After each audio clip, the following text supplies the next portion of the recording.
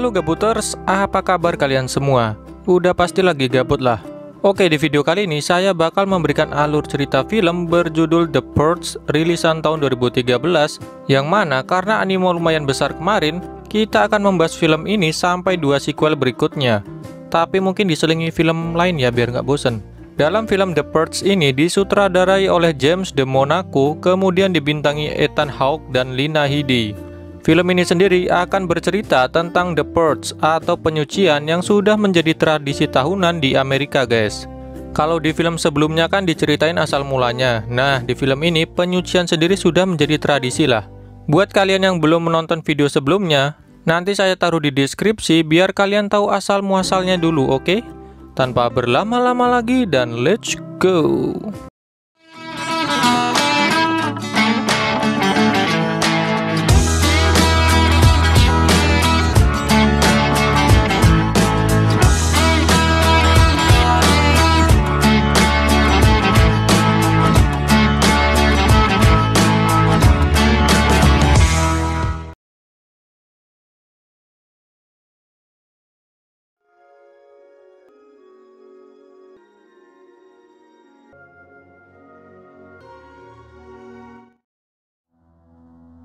Film dimulai dengan memperlihatkan seorang pria bernama James Sandin. Pria kaya raya, hidup enak, pokoknya mantap lah. Dia sendiri bekerja di sebuah perusahaan sistem pengamanan rumah. Dan di hari tersebut, ia berhasil menjadi penjual teratas di perusahaannya. Oh ya, kalian mungkin bertanya-tanya untuk apa bunga berwarna biru yang dibawa James. Bunga itu sendiri akan ditaruh di depan rumah dan menandakan bahwa penghuninya mendukung penyucian tersebut. James sendiri tinggal di perumahan elit dengan segala bentuk keamanannya. Di jalan kita bisa lihat bahwa James juga menjual alat pengamanannya kepada tetangga-tetangganya di sana. Sehingga tidak mengherankan jika di perumahan tersebut keluarganya sangat terpandang. Sampai di rumah kita akan melihat istri James bernama Mary Sandin. Walaupun sangat sibuk, James sendiri sangatlah perhatian kepada anak-anaknya. Scene berpindah ke anak pertama James yaitu Zoe yang sedang astagfirullah mbak. Tahu sendiri kanan lah ya. Dia sedang bersama pacarnya bernama Henry, bucin tingkat dewa lah. Saat sedang menaruh bunga di depan rumahnya, Mary kedatangan tetangganya bernama Grace yang memberikan makanan. Dari raut wajah dan omongannya, Grace ini bilang kalau keluarga Mary jadi bahan gibahan warga perumahan karena kekayaan mereka. Hal tersebut karena James sendiri turut menjual sistem keamanan itu kepada para tetangganya. Mary yang sedikit tersinggung kemudian masuk ke dalam rumah. Di sana kita akan melihat sebuah robot bayi mengerikan. Ya, itu adalah ulah dari anak kedua James bernama Charlie. Dia sendiri adalah anak yang pendiam, pintar, serta memiliki rasa empati yang tinggi. Malam harinya sebelum dimulainya Purge, keluarga Sandin mengadakan makan bersama. Di sana, James menanyai anak-anaknya perihal bagaimana hari-hari mereka. Keluarga ini tampak sangat harmonis dan diliputi kebahagiaan, guys. Perfect family lah. Setelah itu, James pun mengecek sistem keamanan di rumahnya. Terlihat bahwa sudah ada kamera pengawas di berbagai sudut, sehingga mereka bisa memantau keadaan di sekitar. Sistem keamanan pun diaktifkan yang membuat semua pintu dan jendela di rumah mereka tertutup. Tak lama, Purge alias penyucian tahunan dimulai dengan disiarkannya pesan melalui televisi yang menyebutkan bahwa semua bentuk kejahatan dan penggunaan senjata kelas 4 ke bawah diperbolehkan selama 12 jam ke depan. Sirene pun berbunyi tanda penyucian tahunan telah dimulai.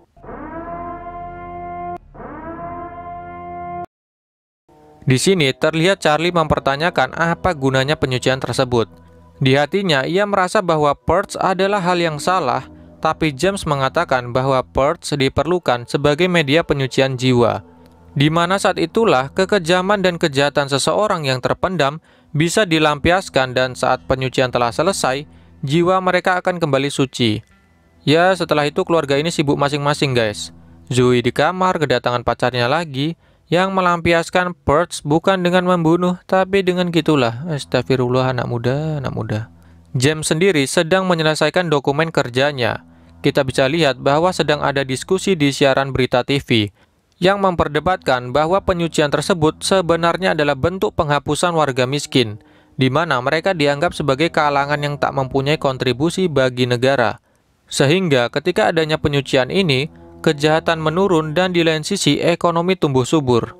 Sementara itu, Henry mengutarakan maksud aslinya ke sana. Dia bilang ingin menemui James untuk berterus terang perihal hubungannya dengan Zoe. Karena selama ini James tak pernah setuju jika anaknya berpacaran dengan Henry. Tak lama, Mary mendengar suara tembakan dari luar. Tapi James bilang bahwa itu bukan apa-apa, mungkin hanya orang latihan menembak. Tapi ternyata kita bisa lihat ada orang di jalan. Wow.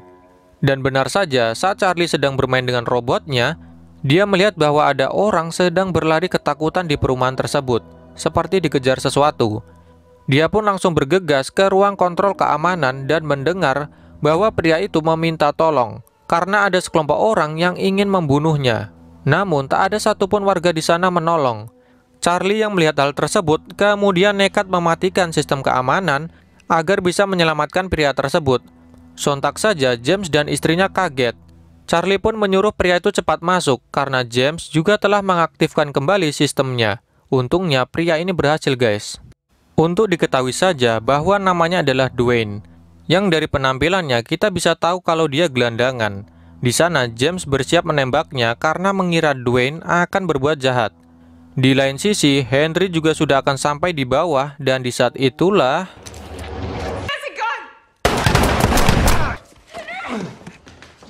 tapi karena mereka lengah, Dwayne menghilang entah kemana. Mungkin saja bersembunyi di rumah itu.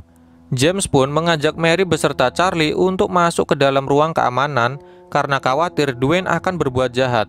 Setelah itu dia mencari Zoe karena masih belum ditemukan. Saat itulah James melihat Henry telah tewas karena mengalami luka tembak. Sedangkan di lain sisi, Zoe telah ditemukan oleh Mary, tapi emang masih syok anaknya ini. Namun disinilah masalahnya. Datang sekelompok orang membawa senjata ke rumah mereka. Bisa disimpulkan kalau orang-orang ini mencari Dwayne tadi. Benar saja, orang-orang ini memanggil James dan sudah menunggu di luar rumah. Di saat itulah pemimpinnya berbicara kepada James melalui kamera pengawas. Dia bilang bahwa James adalah keluarga yang mendukung penyucian itu dan mereka sama. Mereka orang kaya, berpendidikan, sehingga dirinya akan berlaku adil kepada James. Dia tak akan menyakitinya asalkan gelandangan tadi diserahkan agar mereka bisa melakukan penyucian itu. Wadidaw. Untuk diketahui saja bahwa orang-orang ini tahu kalau gelandangan tadi masuk ke rumah James karena tetangga mereka ember. Kampret kan? Mereka pun mematikan aliran listrik di rumah James. Untungnya masih ada daya cadangan.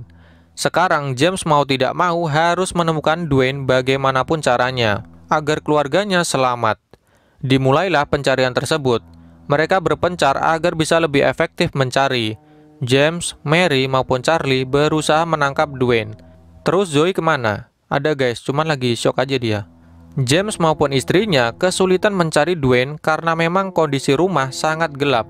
Ditambah di luar kelompok tadi sangat berisik dan menyuruh James cepat bertindak.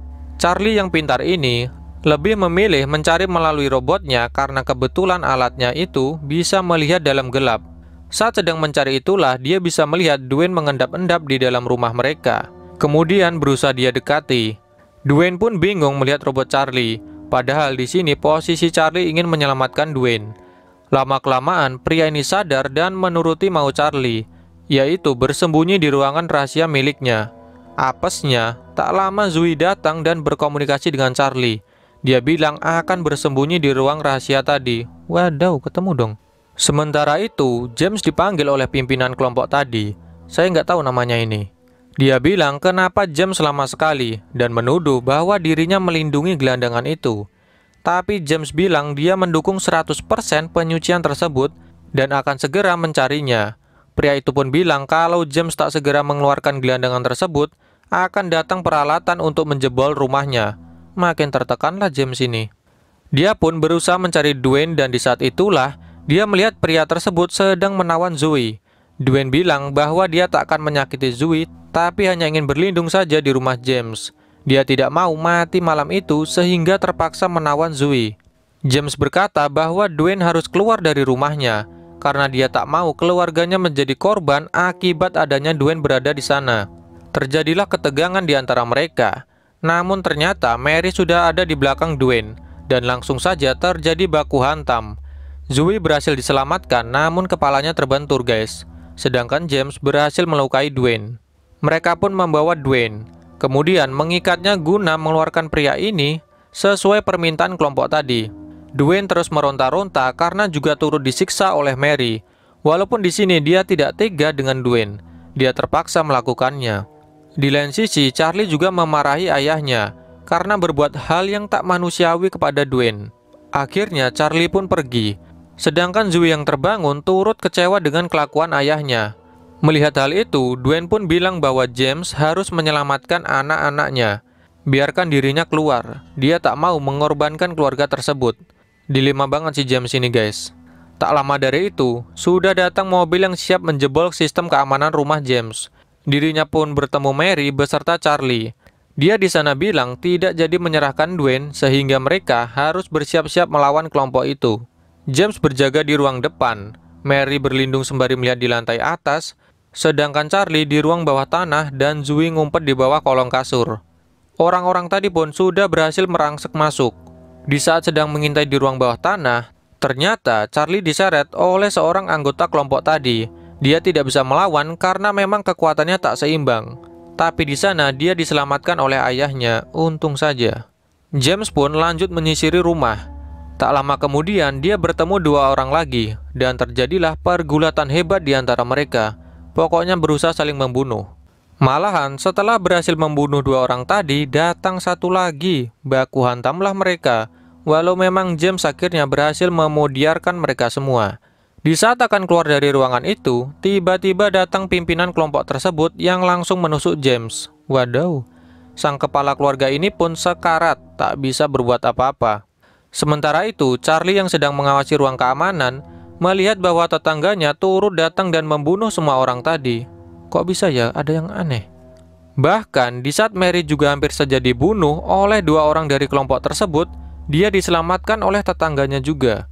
Mary pun kemudian mencari keberadaan James dan melihat bahwa sang suami telah sekarat dengan luka tusuk di perutnya.